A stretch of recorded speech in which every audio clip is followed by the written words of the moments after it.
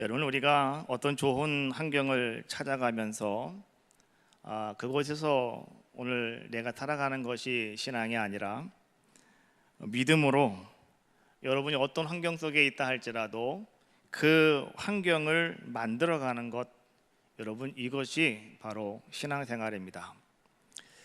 아브라함이 살고 있던 그곳은 갈대아 우르라고 하는 곳이었는데, 그 갈대아 우르라고 하는 그 땅은 너무 살기 좋은 곳이었죠. 거기는 근심 걱정이 없고 그냥 아브라함이 거기 거주만 하고 있어도요, 그냥 편안하게 살 수 있는 곳이 바로 이 갈대아 우르라고 하는 곳이었는데, 근데 하나님께서는 그 아브라함에게 이렇게 말씀하시죠. 너는 너의 본토 친척 아비집을 떠나서 내가 네게 지시할 땅으로 가라. 근데 하나님께서 말씀하시는 그 땅에 대해서 하나님은 이런저런 말씀이 없으시죠. 그냥 하나님은 무작정 너는 그곳으로 가라 말씀하시는 거예요. 그때 아브라함은 오늘 하나님 말씀을 따라서 그 하나님 말씀이 있는 그곳에 하나님의 역사가 있음을 알 수 있었기 때문에 아브라함은 그 말씀을 순종하고 나갔더니 하나님은 아브라함으로 축복의 근원자 삼아 주셨고, 하나님은 아브라함으로 믿음의 조상 삼아 주셨고, 하나님은 아브라함으로 열방을 이끌고 나갈 수 있는 귀한 자 삼아 주신 줄로 믿습니다. 오늘 우리들도 마찬가지다라고 생각이 들어요. 지금 여러분들 가운데 지금 나의 환경 속에서 지금 나는 어떤 환경을 내가 지금 바라고 있고 또 나는 어떤 좋은 환경을 찾아가고 있는 자의 모습인가. 여러분, 그러나 내가 좋은 환경을 찾아간다고 한다면 그것은 우리의 신앙이 아니다. 왜 그런지 아십니까? 도리어 그것이 우리의 올무가 되어줄 수 있기 때문에 그렇더라라고 하는 거예요. 조금 힘들어도, 조금 돌아가는 것 같아도 여러분, 그곳에 하나님의 역사하심이 있음을 여러분들이 알고 있다면 오늘 여러분들은 그곳에서 믿음으로 기도하는 겁니다. 그리하면 하나님이 여러분들을 통해서 아름다운 환경을 만들어 주실 것이고 또 하나님의 역사와 기적을 여러분들에게 허락하여 주실 줄로 믿습니다. 그래서 오늘 이 시대에 우리에게 필요한 것이 무엇이냐?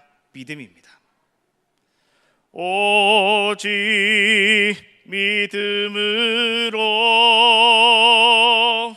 믿음으로 내가 살리라. 같이 합시다. 오직 믿음으로 내가 살리라. 한번 쳐보세요. 오직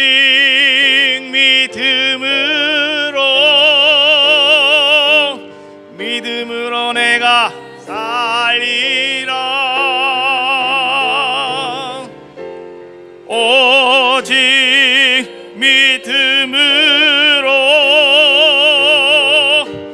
믿음으로 내가 살리. 다시 한번 합시다. 오직 믿음으로 내가 살리라. 오직 믿음으로 내가 살리라. 오직 믿음으로 내가 살리라. 아멘. 바울은 전도 여행을 통해서 이제 고린도 지역에 들어가서 복음을 전하면서 이 고린도 지역에 고린도 교회를 이제 세우게 됩니다. 그리고 바울은 이제 또 다른 곳에 가서 복음을 전하는 가운데 있었는데, 그런데 이 고린도 교회에서부터 이런저런 소식들이 들어오는데 이 고린도 교회가 너무나 많이 성도들이 힘들어하고 있고 또 교회가 이제 올바른 길을 가지 못하고 있다라고 하는 이야기를 바울은 듣게 돼서, 그래서 바울이 이 고린도 교회 성도들에게 신앙이라고 하는 것이 무엇이고 오늘 우리가 어떻게 하는 것이 참된 것인가에 대해서 바울이 그 고린도 교인들에게 전해주는 편지가 바로 고린도 전서, 고린도 후서에 있는 말씀입니다. 자, 그러면 우리는요, 이 고린도라고 하는 곳이 과연 어떤 위치고 어디에 있는가 한번 먼저 보셔야 되겠는데요. 자, 한번 같이 지도를 한번 같이 제가 보겠습니다. 자, 여러분 여기 지도를 보시면 자 나오시죠? 야, 저기 보면은요, 자 여기 가운데 에게해가 있어요. 이게 왜 에게해인지 알아요? 에게해 요것밖에 이게 바다야. 그래서 에게해랍니다. 자, 이 에게해가 있고요. 자, 그 옆에 뭐가 있습니까? 이쪽은 터키가 있고 이쪽은 그리스가 있죠. 그 밑에 맨 밑에 보시면은 자 그리스 그 밑에 보시면 거기에 아테네가 있고요. 거기서 옆으로 건너가면 바로 거기가 고린도라고 하는 곳이었습니다. 여러분, 자 지도를 가만히 보시면 이 고린도라고 하는 것은 어디하고 붙어 있어요? 이 그리스라고 하는 곳과 붙어 있단 말이죠. 여러분, 이 그리스라고 하는 그 나라가 어떤 나라인가를 여러분들은 잘 먼저 이해를 하셔야 됩니다. 이 그리스에는요 헬라인들이 살고 있었는데, 이 헬라인들은요 이 여기에서 이 헬라니즘 문화를 만들어내는 것이 바로 여기서 이제는 만들어지는 그러한 상황의 모습이죠. 오늘 이 헬라인들은 말이죠, 이제 어떤 데 그들이 관심이 있었냐고 하면 그들은요 철학적인 것들을 추구합니다. 그래서 그들은 다양한 학파를 만들어내고, 또 거기서 그들은 말이죠 서로 모여서 이제 어떤 것이 진리냐, 어떤 것이 옳은 것이냐, 이거에 대해서 서로 토론 문화가 발달되어져 나가는 데가 어디였냐고 하면 바로 저 그리스라고 하는 곳이었습니다. 그러다가 보니까 여러분, 이제 그 고린도라고 하는 지역도 자연스럽게 이 헬라니즘 문화가 이제 들어오게 되었고요. 그러다가 보니까 그 교회 안에 있는 그 고린도 지역에 있는 도시에 있는 고린도 교회에도요 자연스럽게 어떤 문화가 들어오게 되었느냐, 이 헬레니즘 문화가 들어오게 되었더라라고 하는 거죠. 여러분, 헬라인들은요 지금 어떤 이야기를 하고 있냐고 하면 그들은 철학을 가지고 신이란 무엇인가 이거를 논하는 사람들이에요. 그래서요 이 헬라니즘 문화라고 하는 건 딴 게 아니고, 이들은 여하튼간에 내가 가장 똑똑해 이것을 드러내기를 원하고 좋아하는 사람들이 누구였느냐? 바로 그 사람들이 저 아테네에 있는 사람들이었고, 그리스에 있는 사람들이었고, 또 고린도까지 영향을 받고 있는 사람들의 모습이었더라. 그래서 그 사람들이 둘, 세 명이 모이기만 하면 그 사람들은 무슨 얘기를 하냐고 하면 하여튼 어떤 하나의 주제를 놓고요 같이 막 논쟁을 벌입니다. 이것이 그들이 가장 좋아하는, 그리고 이것들이 그들이 생각할 때 가장 수준 있다고 생각하는 자들의 모습이었더라라고 하는 거죠. 그러다 보니까 고린도 교회 안에 자연스럽게 그런 문화가 들어오게 되었고, 그러다가 보니까 말이죠 고린도 교회에서도요 사람들이 교회 와서 예배 시간에 모이기만 하면은 서로 토론을 하는 거예요. 사람들이 서로 모이기만 하면 자 서로 철학적인 이야기들만을 자꾸만 나누게 되더라라고 하는 거예요. 여러분, 박사학위 중에서 제일 힘든 게 뭔지 아십니까? 철학 박사입니다. 그렇잖아요? 그거는 그만큼 광대한 거예요. 그거는 그만큼 어려운 거예요. 그런데 여기 이 사람들은요 그런 얘기하는 걸 무척이나 좋아하는 거예요. 그러다가 보니까 그들이 가장 중요시 여기는 것이 뭐냐고 하면 너는 누구에게 배웠어? 이게 중요한 거예요. 너 스승은 누군데, 너는 어느 계파에 속한 사람인데, 이게 중요한 거예요.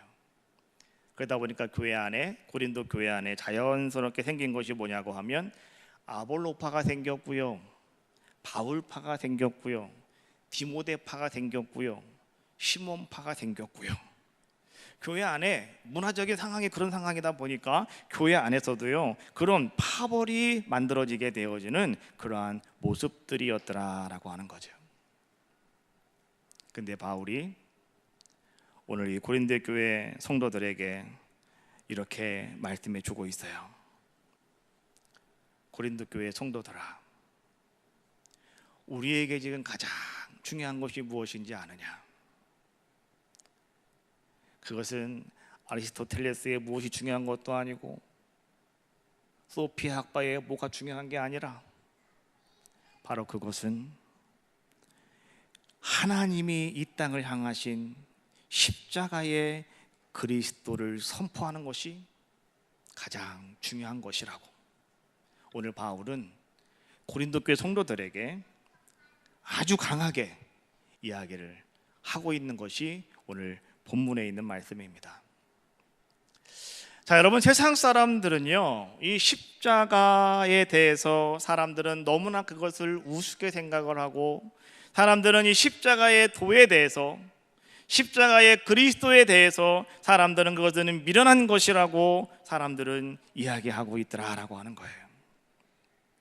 그래서 그들은 말이죠, 무엇인가 오늘 우리에게 가장 가치 있는 것이 무엇이냐, 그것은 내가 무엇을 얼마나 많이 알고 있는가, 이것이 그들에게 가장 가치 있는 것이었더라라고 하는 거예요. 그러다가 보니까요, 그들 가운데 한 가지 빠져나가는 것이 있었으니 그것이 무엇이냐고 하면 바로 하나님의 존재였더라라고 하는 거예요. 여러분, 하나님이 모든 천지를 다 창조하셨어요. 이 모든 것은 다 하나님 안에 있어요. 그런데 내가 하나님보다 더 위대한 자가 되려면 어떻게 해야 돼요? 하나님을 부인해야 되겠죠. 그래서 이 사람들은 모여가지고 그 얘기를 하는 겁니다. 신이라고 하는 것이 과연 뭐냐, 인생이라고 하는 것이 과연 뭐냐, 자연이라고 하는 것이 과연 뭐냐, 뭐 이런 이야기들을 그들은 나눠서 계속적으로 그런 이야기들을 그들은 하고 있더라라고 하는 거죠. 여러분, 천지는 하나님이 지으셨습니다. 그럼 결론인데, 그거를 말이죠, 인간의 지식과 또 인간의 학식과 뭐 이런 거를 가지고 그걸 해결하려고 하다 보니까 너무나 힘들고 어렵게 모든 문제들이 번져가고 말더라, 이런 얘기예요. 바울이 고린도에 오기 전에 바울이 먼저 들인 곳이 어디냐고 하면, 아까 지도에서 봤던 것처럼 고린도 바로 옆에 있는 아테네라고 하는 곳에 바울이 먼저 거기서 머물며 복음을 전하게 됐죠. 아테네라고 하는 것은 성경의 지명으로 말하면 아덴이라고 하는 곳이에요. 여러분, 아덴 들어보셨죠? 이 아덴은요, 이 모든 철학의 발생지가 바로 거기입니다. 아덴이라는 거예요. 그러니까 거기에는 얼마나 똑똑한 사람들이 많이 있겠습니까? 거기는요, 하여튼간 내노라는 사람들이 다 모여 있는 것이 바로 그 아덴이라고 하는, 아테네라고 하는 곳이었단 말이죠. 그런데 바울도요, 두 번째 가라면 서러운 사람이었습니다. 바울도 너무너무 학식이 많은 사람이었고, 바울도 남부럽지 않게 모든 것을 잘 알고 있는 사람이 누구였느냐, 그 사람이 바울이었어요. 그래서 바울이 아덴에 들어가서 복음을 전할 때는요, 그래 이것들아, 니들이 한번 내 얘기를 한번 들어봐라. 내가 니들보다 내가 못한 것 같으냐? 한번 내 얘기 한번 들어봐라 라고 하면서요, 그때 바울이 철학적으로 하나님의 복음을 풀어가면서 그가 그 철학가들에게 오늘 복음을 전했습니다. 그런데요, 참 결과는 매우 실망스러운 결과였더라라고 하는 거예요. 바울은 온갖 학식을 다 동원해가지고요, 거기 있는 사람들에게 꿀리지 않을 정도로 그가 최선의 그 학식을 가지고 그들에게 복음을 풀어서 전했음에도 불구하고 거기에서 복음의 능력은 나타나지 않더라는 거예요. 그래서 바울이요, 이제 고린도로 넘어왔을 때는 바울은 철저하게 속으로 생각을 하기를, 뭐라고 생각을 하냐고 하면 이렇게 생각을 합니다. 그래, 이 철학이 가미된 복음을 전했을 때 사람들은 전혀 반응하지 않더라. 그렇다고 한다면 이제는 내가 어떻게 되겠느냐? 그래, 나는 다른 거를 전하는 것이 아니라 나는 오직 이 십자가의 복음을 전하는 것을 내가 가장 중요시 여기겠다라고 생각을 하고, 바울은요, 고린도에 들어가서 그는 십자가의 복음 외에는 아무것도 전하지 않아요. 바울은 능히 거기 사람들이 알고 있는 것처럼 바울은 철학적인 주제를 가지고 뭔가 한 시간, 하루 종일, 아니면 이틀, 아니면 일주일 동안 같이 토론할 수 있는 사람이 바울의 모습이었지만, 바울은 그렇게 하지 아니하고 바울은 어떻게 하였느냐? 오직 복음만을 전하는 자의 모습이었더라. 왜 그랬느냐? 바울은 그것을 지금 이렇게 성경에서 말씀해 주고 있는 거예요. 1장 18절 말씀해 보니까 바울은 이렇게 말하고 있습니다. 십자가의 도가 멸망하는 자들에게는 미련한 것이고, 같이 해봐요, 구원을 받은 우리에게는 하나님의 능력이라. 다시 한번 해봅시다. 십자가의 도가 멸망하는 자들에게는 미련한 것이요, 구원받은 우리에게는 하나님의 능력이라. 할렐루야. 바울은 이렇게 말씀해 주고 있어요. 여러분, 십자가는 하나님의 지혜입니다. 여러분, 십자가는 하나님의 능력입니다. 십자가의 그리스도, 그 십자가의 그리스도가 얼마나 귀중한가를 여러분 아셔야 됩니다. 오늘 바울은 그렇게 성도들에게, 고린도 성도들에게 그것을 강조하고 있더라라고 하는 거예요. 여러분, 우리가 말이죠, 나는 어느 정도의 가치를 내가 아는 사람인가, 이게 중요합니다. 1947년 봄, 이스라엘 여리고 남쪽 광야에서 말이죠, 이런 일이 있었다고 그래요. 무하마드 아드드립이라고 하는 한 목동이 있었는데, 이 목동이 나가서 양들을 치다가 양 몇 마리가 사라졌어요. 그래서 이 목동이 이 양을 찾아야 되겠다라고 생각을 하고 양이 갈 만한 곳을 다 다녀보니 양이 보이지가 않아요. 그런데 한 중턱쯤 되는 기슬 중턱에 이제 반쯤 허물어져 있는 동굴이 보이더라는 거예요. 그래서 혹시 양이 저기 들어갔나 생각을 해서 서로 기어 들어가려고 하다 보니까 이게 막 허물어져 가지고요, 좀 들어가기가 좀 그래요. 그래서 이 목동이, 그래, 내가 여기서 돌을 한번 쭉 던져보면 속에서 양이 있으면 아마 양이 무슨 반응이 오겠지라고 생각을 하고 돌을 들어가지고 그 동굴 속으로 휙 던졌어요. 그랬더니 속에서 말이죠, 땡그랑 하고 뭐가 깨지는 소리가 나는 거예요. 그래서 이 목동이 말이죠, 오늘은 그냥 가고 내가 내일 다시 한번 와봐야지. 그래서 그 다음날 자기 형들과 자기 친구들을 데리고 다시 거기로 왔어요. 다시 와서 이제 기어 들어갑니다. 기어 들어가서 가만히 봤더니 거기에 이만한 항아리가 8개가 있더라는 거예요. 뚜껑이 덮인 항아리가 8개가 있어요. 그래서 뚜껑을 이렇게 다 열어봤더니 7개는 텅 비어 있더래요. 그런데 항아리 뚜껑을 열어봤더니 거기에 말이죠, 이렇게 두루마리로 되어 있는 책이 하나가 거기에 있더라라고 하는 거죠. 그래서 말이죠, 이 목자들이 말이죠, 야, 이게 무엇인가? 이스라엘 백성들이 광야에서 이것이 무엇인가? 그게 뭐라고요? 만나였던 것처럼 이 목자들이, 야, 이게 뭐지? 모르겠어요. 아무것이 뭔지도 모르겠어요. 그래서 이것을 가지고 말이죠, 이제 예루살렘 시내로 내려와 가지고 고물상 집에 갔어요. 우리가 이거 주웠는데 이거 얼마나 돈 받을 수 있을까요? 그랬더니 이 고물상 주인도, 야, 그거 뭐 얼마나 되겠느냐 하면서 말이죠, 이제 그들에게 뭔가 빵 하나 사 먹을 수 있는 돈을 주고 받았다는 거예요. 그리고 나서 이제 그것이 고물상에 이제 있었는데 말이죠, 한 번은 어떤 학자들이 말이죠, 이제 고물상을 두리면서 혹시 뭐 귀한 것이 나오진 않았는가 찾기 위해서 찾다가 보니까 그 고물상에 들어와서 이 두루마리 책자를 그들이 발견하게 되었다는 거예요. 이게 어디서 났냐고, 목동이 갖고 왔다고, 이걸 이제 팔 수 있겠느냐고 엄청난 값어치를 주고요, 그거를 그 사람이 인수하게 되었고, 여러분, 이제 그날로 이후부터 말이죠, 이제는 그 지역을 사사시 막 수색을 해가지고 사람들이 가서 막 탐지가 시작되었고요.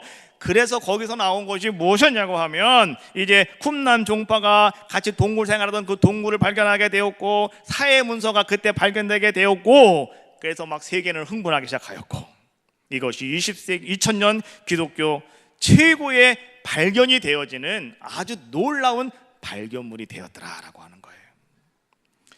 자, 여러분, 이것이 뭐냐고 하면, 예수님이 살고 있던 그 당시에, 예수님이 십자가에 돌아가신 그 전후로 해서요, 예수님을 잘 믿고 믿음 생활하던 아주 경건한 이 사람들이 있었는데, 그 사람들이 누구냐고 하면 에센네파라고 하는 사람들이에요.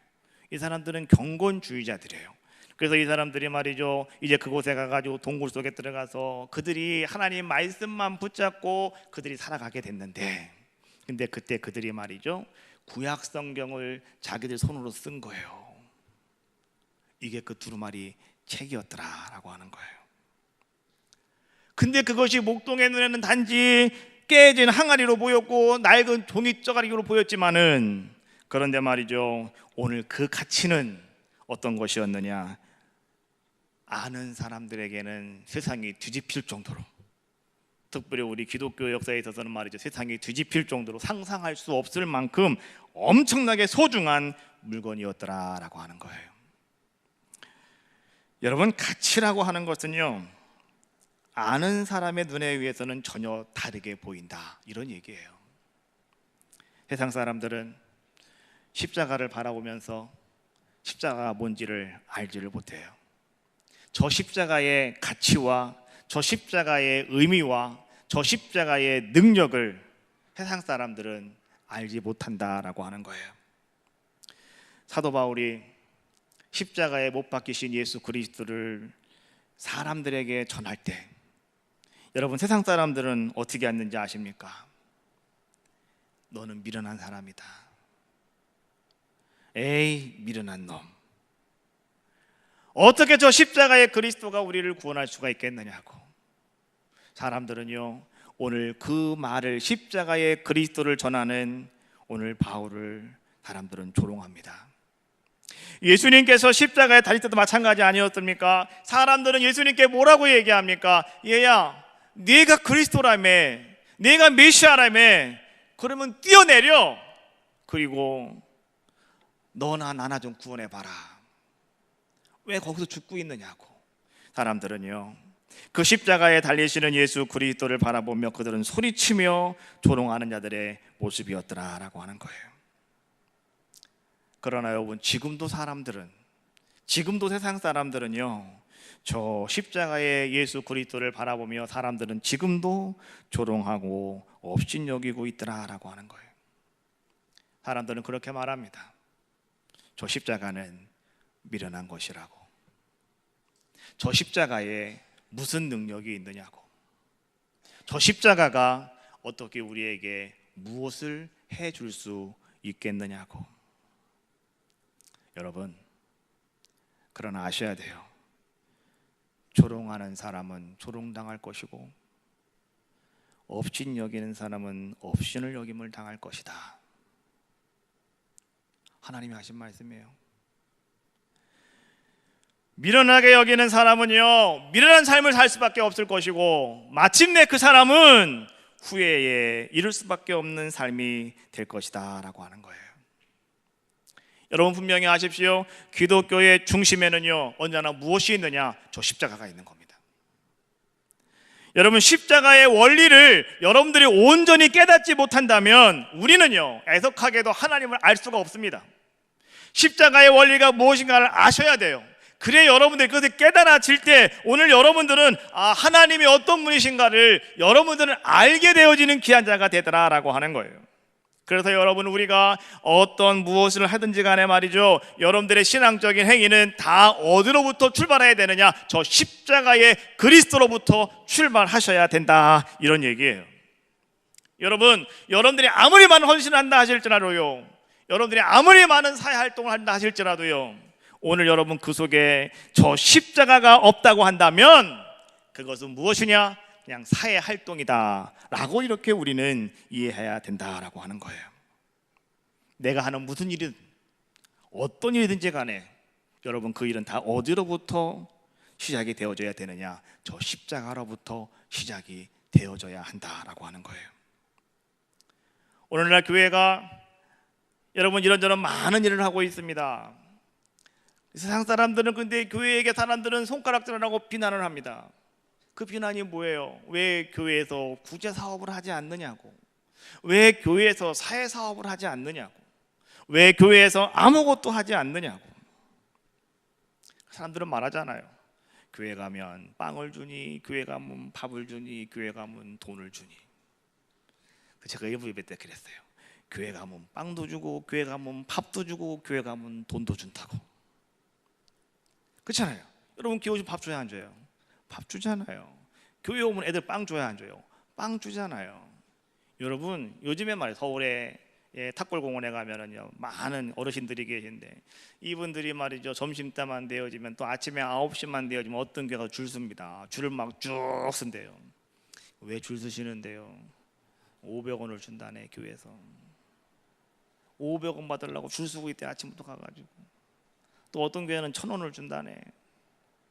남들이 생각을 할 때는요, 이게 그거 갖다가 뭐해? 근데도 그거 받으러 사람들이 줄을 서 있다는 거예요. 그래서 여러분, 교회 오면 빵도 주고 밥도 주고 돈도 줍니다. 세상들한테 말할 때 여러분, 교회에서 뭘 주냐고 그러면 여러분 그렇게 얘기하세요. 근데 여러분, 그게 중요한 게 아니고요. 오늘 여러분 잘 생각해 보십시오. 교회라고 하는 것은 세상에 무엇을 주어야 되는가? 여러분, 교회는요, 세상에 줄 수 있는 것이 딱 한 가지예요. 뭔지 아십니까? 십자가의 복음이라는 거예요. 교회는 세상에 십자가의 복음만 주면 되는 거예요. 자꾸 여러분 교회에서 말이죠, 딴 거 주려고 잠깐만 하지 마시라고, 십자가의 복음만 잘 전해주시면 되는 거예요. 교회는 그 일만 하면 교회의 본분은 잘 지키는 귀한 모습이더라라고 하는 거예요. 그래서 바울은 그렇게 말씀해주고 있어요. 십자가의 그리스도는 멸망하는 사람들에게는 미련한 것이지만 구원받은 우리들에게는 하나님의 능력이다라고 말씀해주고 있는 거예요. 여러분, 십자가의 도라고 하는 것은 과연 뭘까? 헬라어 원어로 보니까 말이죠, 호로고스, 까르호투스, 타우루라고 이렇게 이야기합니다. 한번 여러분의 혀를 한번 굴려봅시다. 한번 따라해 보세요. 그냥 한번 재미있게 따라해 보시면 돼요. 자, 한번 따라해 봅시다. 호로고스, 까르호투스, 타우루. 붙여서 하겠습니다. 시작. 호로고스, 까르호투스, 타우루. 이게 뭐냐면 십자가의 도, 이런 뜻이에요. 헬라어를 읽으면 그렇게 읽는 거예요. 그게 요거를 여러분 영어로 번역해 놓은 게 이렇게 번역이 돼 있어요. The message of the cross. 십자가의 메시지. 자, 여러분 보십시오. 십자가에 관한 말씀, 이런 얘기예요. 그러니까 이것은 무슨 말이냐고 하면, 자, 십자가의 도라고 하는 것은 십자가에서 죽으신, 예수님께서 십자가에서 죽으신 사건에 관한 말씀, 이 십자가의 도라는 거예요. 그리고 예수님께서 십자가의 죽으심을 통해서 이 세상에 선포된 말씀, 이것이 십자가의 도라는 거예요. 그것이 바로 십자가의 그리스도의 복음이다라고 하는 거예요. 그래서 여러분, 십자가의 도라고 하는 것은요, 우리의 머리로 이해가 되지 않습니다. 십자가의 도라고 하는 것은요, 내용이 합리적이지가 않더라라고 하는 거예요. 또 십자가의 도라고 하는 것은요, 그것이 논리적이지도 않더라라고 하는 거예요. 뭔가 입증하려고 한다면 입증할 수도 없는 것이 바로 이 십자가의 도, 십자가의 그리스도의 이야기더라라고 하는 거예요. 근데 여러분, 중요한 것은 뭐냐고 하면 십자가의 도는 이해하는 게 아니라는 거예요. 이거는 우리가 무엇인가 논리적으로 여러분들이 밝혀내는 것이 아니라 이것은 선포된 것이다 라고 하는 거예요. 그러므로 우리는요, 오늘 이 십자가의 그리스도는, 십자가의 그리스도를 여러분은 이해하려고 하지 마시고, 논리적으로 여러분들이 철학가들처럼 말이야 그걸 가지고 막 이야기하려고 하지 마시고, 선포된 말씀이니 여러분들은 그냥 받아들이시면 되는 거예요. 이것이 십자가의 도라는 거예요. 자, 그러면 십자가의 도에는 어떤 능력이 있길래 오늘 이것이 선포되어지는가라고 하는 거죠. 여러분, 선포되어진다고 하는 것은 여러분 뭔가 그 뒤에 능력이 있는 거 아니겠습니까? 여러분들이 말이죠, 우리가 같이 모여서 같이 있을 때, 밥 먹으러 갑시다 얘기하는 사람이 있어요. 이 사람이 밥 먹으라고 선포했어. 그럼 이 사람이 뭐가 있다는 거예요? 능력이 있다는 거예요. 뭔 능력이 있다는 거예요? 밥값 낼 능력이 있다는 거예요. 그러니까 밥 먹으러 갑시다 얘기하는 거예요. 능력도 없는데 밥 먹으러 갑시다 그럼 돼야 안 돼요? 그럼 가서 누구를 또 골탕 먹이려고 밥 먹으러 가자고 그럽니까? 그건 안 되는 거예요. 그거는. 그러나 내가 능력이 있으면 갑시다 하는 거예요. 가서 먹는 거예요. 자기가 그렇게 다 계산하는 거예요. 그렇지 않습니까? 그러니까 선포에는 반드시 뭐가 따라오는 거예요? 능력이 따라온다는 거예요. 자, 그러면 오늘 십자가의 도는 오늘 우리에게 선포된 말씀이라고 했는데 거기에는 어떤 능력이 있는가를 우리는 아시면 되겠죠. 첫 번째, 십자가의 그리스도의 말씀 속에는 어떤 능력이 있느냐? 한번 따라해 볼까요? 나의 죄를 알게 하는 능력이 있다. 여러분, 베드로라고 하는 사람이 있었는데요, 이 사람은 갈릴리 호수에서 고기를 잡고 있는 사람이었어요. 갈릴리 호수는 물이 너무 깨끗하기 때문에 낮에는 고기들이 다 도망가요. 어부가 오면 보고 도망가니까. 그래서 갈릴리 호수는 언제 고기를 많이 잡으냐고 하면 어부들이 다 저녁에 밤중에 나가서 고기를 잡아요. 아무것도 안 보이니까. 그날 베드로도 밤에 나가서 고기를 잡았는데 그날 저녁에 베드로는요, 한 마리 고기도 잡지 못하는 비극적인 밤을 맞이하게 되죠. 아침이 되었어요. 베드로가 너무 지친 모습을 가지고 있었는데, 허기진 모습으로 쓸쓸한 마음으로 그물을 씻고 있었는데, 근데 그곳에 누가 오셨느냐? 예수님이 찾아오셨어요. 베드로가 예수님을 만나게 되었고, 예수님은 베드로의 배를 빌려서 이제는 몰려든 많은 사람들에게 말씀을 전하셨어요. 베드로는 그 배 앞에 앉아서 예수님이 하시는 말씀을 그도 여하튼 다 듣게 돼요.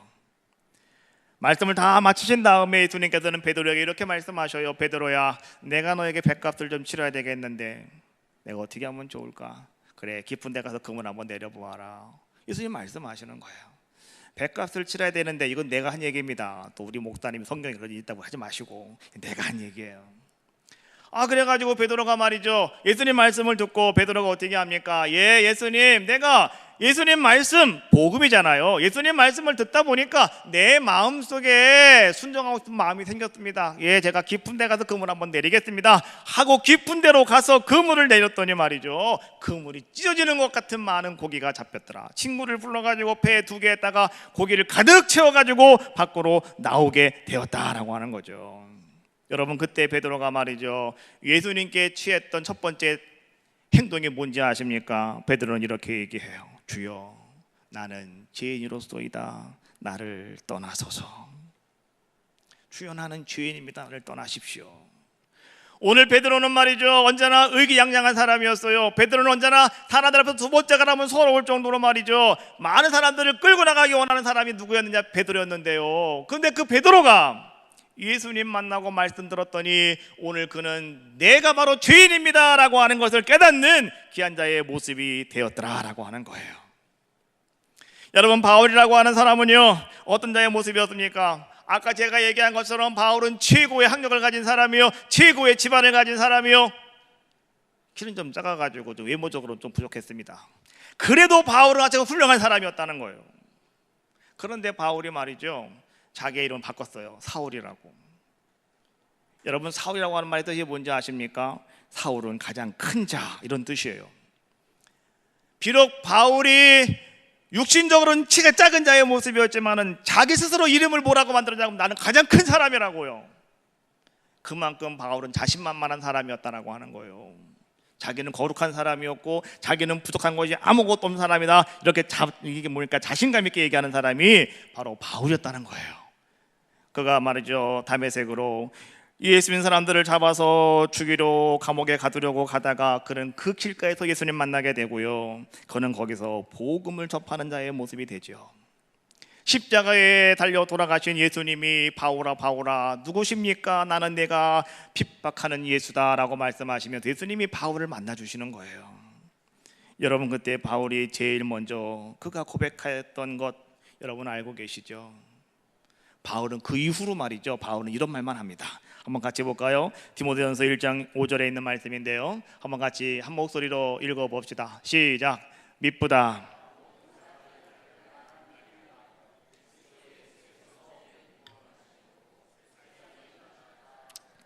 죄인 중에 내가 괴손이라.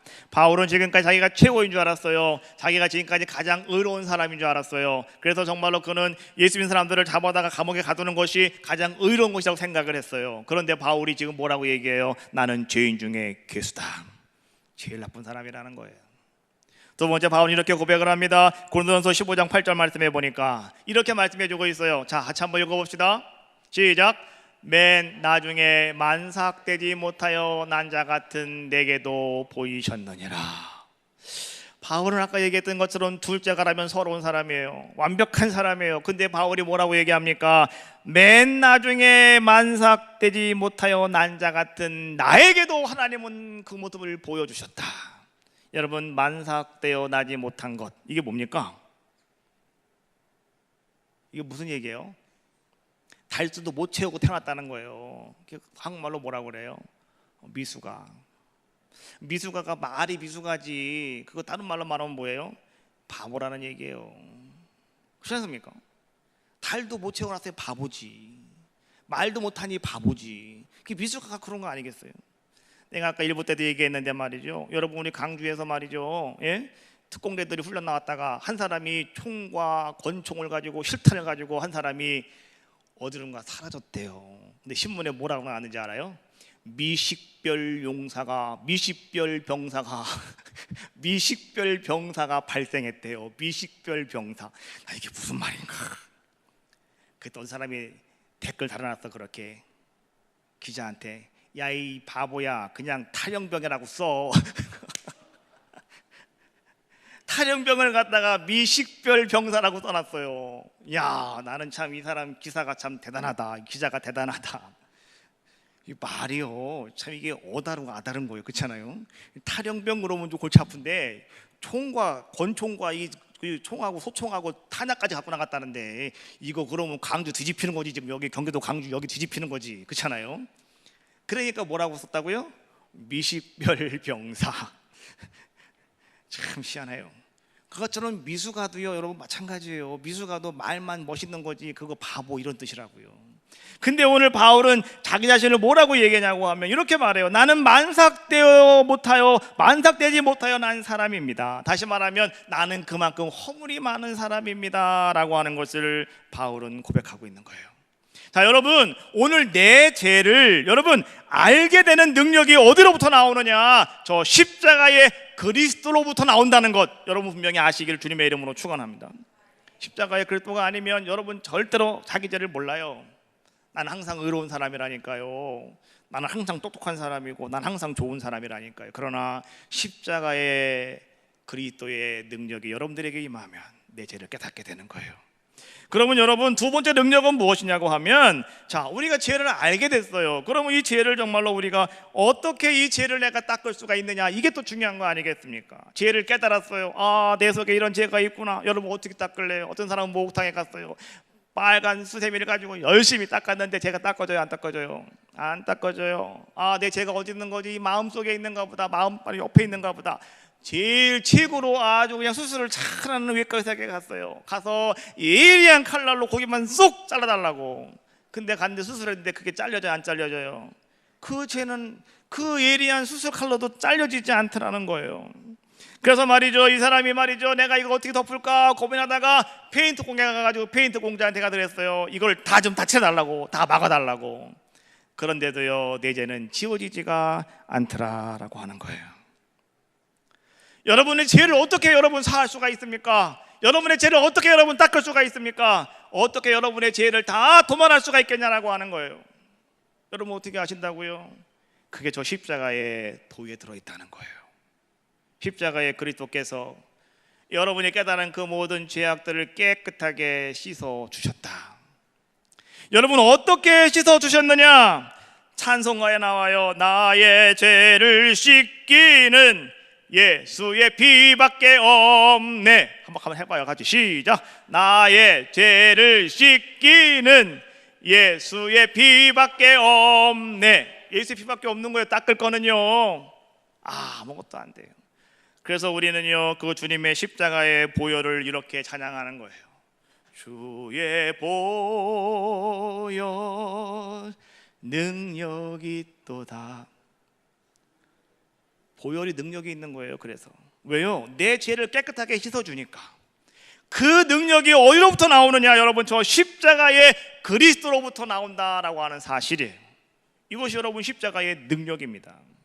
마지막 한 가지 더 있어요. 십자가의 능력이 무엇일까? 이사야 53장 5절 말씀에 이렇게 성경은 말씀해 주고 있습니다. 한번 같이 한 목소리 읽어봐요. 시작. 그가 찔림은 우리의 허물 때문이요 그가 상함은 우리의 죄악 때문이라. 그가 징계를 받음으로 우리는 평화를 누리고 그가 채찍에 맞음으로 우리는 나음을 받았도다. 이사야 선지자를 통해서 우리에게 주고 있는 말씀이죠. 이 말씀을 마태는요 이렇게 인용을 했습니다. 마태복음 8장 17절 말씀에 보니까 이는 선지자 이사야로 하신 말씀에 우리 연약한 것을 친히 담당하시고 병을 짊어지셨다 함을 이루려 하심이더라. 누가요? 십자가의 예수 그리스도께서. 우리는 생각을 할 때 저 십자가에서 무슨 내 병이 고쳐질까? 저 십자가가 여러분 병 고쳐요? 근데 여러분 저 십자가의 능력은 여러분의 병을 고친다는 거예요. 여러분 아셔야 돼요. 어떻게 저 십자가의 능력이 병 고치는 능력이 있을까? 여러분, 하나님은요 우리를 아주 이쁘게 만들어 놓으시고 그 코에 생기를 훅 불어넣으셨더니 우리는 살아있는 생명이 되었더라. 우리는 하나님의 형상, 하나님의 이마고 네일을 우리는 갖고 태어났단 말이에요. 그런데 우리가 말이죠 하나님의 형상, 하나님의 이마고 네일을 잃어버리고 말잖아요. 그래서 말이죠 우리의 인간은 그때부터 의 죄악이 들어오게 되었고 우리의 육신의 질병이 들어오게 되었고 그때부터 우리는 괴로움 속에 살아가게 되는 거예요. 근데 여러분 아세요? 우리의 영이 회복되어지면, 하나님의 임하고 대 하나님의 형상이 나의 속에 다시 회복이 되어지면, 여러분 우리의 질병과 우리의 아픔과 우리의 고통은 다 사라지는 거예요. 그게 바로 우리의 병 고침 받는 놀라운 역사다라고 하는 거예요.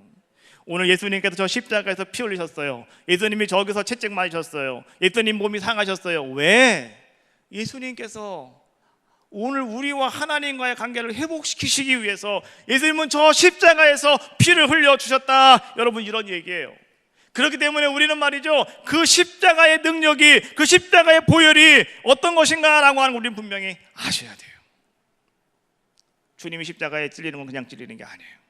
주님이 십자가에서 말이죠 상하시는 것은 여러분 그냥 상하시는 것이 아니에요. 찔리는 건 우리의 허물 때문이고, 주님이 몸이 상하시는 것은 우리의 죄악 때문이고, 그리고 주님께서 그렇게 징계를 받으심으로 말미암아서 우리는 어떤 사람이 되었다고요? 나음 받게 되었다. 할렐루야. 그래서 십자가의 그리스도는 오늘 우리에게 우리의 모든 병을 깨끗하게 치유하는 아름다운 역사를 이루어 주시더라라고 하는 거예요. 오늘 이 자리에 건강이 나쁘신 분 계십니까? 몸이 아파서 힘들어하시는 분 계십니까? 여러분 눈을 들어 저 십자가를 바라보십시오. 예수님이 여러분에서 흘리신 그 보혈을 의지하면서 여러분 계속해서 찬송을 하십시오. 그러면 어느 순간부터 여러분 두 눈에는 회개의 눈물이 흐르게 될 것입니다. 그리고 어느 순간부터 여러분들에게는 감사의 또한 눈물이 흐르게 될 것이고요. 어느 순간부터 여러분 마음속에는 여러분이 어떻게 표현할 수 없는 그 샘솟는 기쁨이 여러분들에게 막 찾아 올라오게 될 것이에요. 그때 여러분들은 고침받는 놀라운 기적을 경험하게 될 줄로 믿습니다.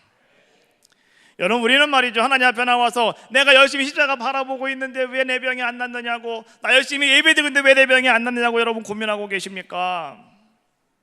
십자가를 바라보고 찬송하세요. 여러분 언제까지 찬송하시냐고 하면 내 눈에 눈물이 맺힐 때까지 찬송하시라고요. 정말 회개가 나올 때까지 찬송하시라고요. 그리고 여러분 정말 너무나 기뻐서 하나님 앞에 감사의 눈물이 나올 때까지 찬송하시라고요. 십자가 바라보시면서. 그러면 여러분의 병은 고침받습니다. 우리는 십자가 안 바라보잖아요. 그냥 와서 앉아있다 가잖아요. 이게 아니에요. 바라보세요. 그리고 여러분 정말 여러분 속에서 말이죠 성령의 역사하심을 여러분들이 경험하시면 되는 거예요. 그러면 나도 모르게 모든 병은 깨끗하게 다 고침받는 귀한 역사가 임하게 되더라라고 하는 거예요.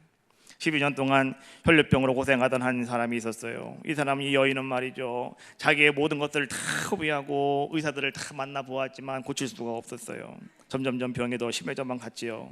그때 이 여인이 내가 예수님께로 가야 되겠다, 예수님 뒤에서 옷자락만 붙잡아도 오늘 내 병이 고침받을 수 있을 것 같다. 그는 복음을 접했다는 거예요. 복음을 가지고 어디로 갔다요? 예수님께로 갔다는 거예요. 여러분 복음만 가지고 가만히 있으면 안 돼요. 예수님께로 가시라는 거예요. 그게 뭡니까? 십자가 앞으로 오시라는 거예요. 여러분 집에서 십자가가 다 있으시잖아요. 집에 십자가 걸어 놓으시고 그 십자가 앞에서 여러분 기도하고 계십니까? 그래 나는 교회 안 가도 돼 이런 말씀하고 계십니까? 성전에 이곳이 하나님의 집이라고 그랬잖아요. 이곳에 계신 그 하나님, 이곳에 계신 예수 그리스도, 그분이 저기서 흘리신 보혈의 피, 여러분 그래서 이 성전에 나오는 게 중요한 거예요. 집에서만 여러분 그냥 기도하지 마시고 성전에 올라와서 여러분 저 십자가를 바라보시며, 여러분도 한 여인이 예수님의 옷을 붙잡았던 것처럼 저 십자가를 바라보며 여러분 회개의 눈물 흘리시고 감사의 눈물 흘리시라는 거예요. 그러면 오늘 여러분들도 깨끗하게 치유받는 놀라운 역사가 임할 줄로 믿습니다. 50대 여자들에게 가장 필요한 것 4가지가 있답니다. 뭘까요? 50대, 제가 50대니까 그냥 50대만 하겠습니다. 뭐 60대, 70대 다 있지만은 그냥 알아서 하시고, 자 50대에 있는 분들에게만 묻겠어요. 50대 여자에게 가장 필요한 건 4가지. 첫 번째, 돈. 두 번째, 딸. 세 번째, 친구. 네 번째, 찜질방. 그거면 된대요. 50대는 아들도 필요 없답니다. 남편도 필요 없답니다. 50대는 네 가지만 있으면 된대요. 첫 번째가 뭐라고요? 돈, 뭐니 해도 돈이 최고라고. 돈. 두 번째는 딸. 세 번째는 친구, 떠들어야 되니까. 네 번째는 찜질방만 있으면 된대요. 자, 그러면 50대 남자에게 꼭 필요한 거 네 가지가 있답니다. 뭘까요? 첫 번째가 뭘까요? 예? 첫 번째, 아내. 두 번째는 뭘까요? 부인. 세 번째는 뭘까요? 처. 네 번째는 뭔지 아세요? 마누라. 50대 남자들은요, 정신 차리십시오. 하여튼간 부인만 꽉 잡고 계시라고. 가장 필요한 거랍니다. 아들도 필요 없고 돈도 필요 없고 딸도 필요 없고 찜질방도 필요 없대요. 그냥 부인만 꽉 잡고 있으면 된대요. 자, 그런데 오늘 제가 여러분들에게 말이죠, 이 50대 이상 남자 여자들에게 꼭 필요한 것 한 가지가 더 있다라고 말씀드리고 싶어요. 그게 뭘까요? 예수 그리스도의 십자가입니다. 할렐루야. 십자가가 꼭 필요한 거예요. 십자가가 없으면 안 돼요. 여러분, 오늘 예수님께서 말이죠, 이 땅에 오셔서 이 예수 그리스도의 십자가, 이 십자가의 그리스도를 여러분들이 알게 될 때 오늘 우리는 말이죠, 가장 행복한 자가 되어줄 수 있다라고 하는 거예요. 로마서 6장 13절 말씀해 보니까 죄의 삭은 사망이요 하나님의 선물은 영생이다 라고 말씀해 주고 계시잖아요. 여러분, 죄인의 마지막에 뭡니까? 마지막은 결과는 어디예요? 지옥이라는 거예요. 그런데 하나님께서 친히 모든 문제를 다 해결해 주셨다. 우리가 지옥에 가야 되는데, 왜요? 죄 때문에 지옥 가야 되는데, 이제는 이 문제를 예수 그리스도를 통해서 십자가의 그리스도께서 다 해결하여 주셨다라고 하는 거예요. 그래서 누구든지 예수 믿음으로 말미암아서 다 천국 갈 수가 있다. 여러분, 남편이 예수 믿는다고 아내가 따라갈 수도 없고요, 아내가 예수 믿는다고 남편이 따라갈 수도 없는 것이 어디냐? 천국이라는 거예요. 이제 여러분들은 말이죠, 이 아름다운 그리스도의 십자가, 십자가의 그리스도의 복음을 여러분만 혼자서 기쁘게 누리지 마시고, 다음 주에는 여러분이 가장 사랑하는 사람, 여러분들이 가장 아주 귀하게 여기는 사람, 이런 분들에게 꼭 알려주셔서 여러분 그들을 주님 이 자리에 데리고 오셔서 함께 예배하시고 이 십자가의 그리스도를 통해서 구원받는 축복의 역사가 임하시기를 주님의 이름으로 축원합니다.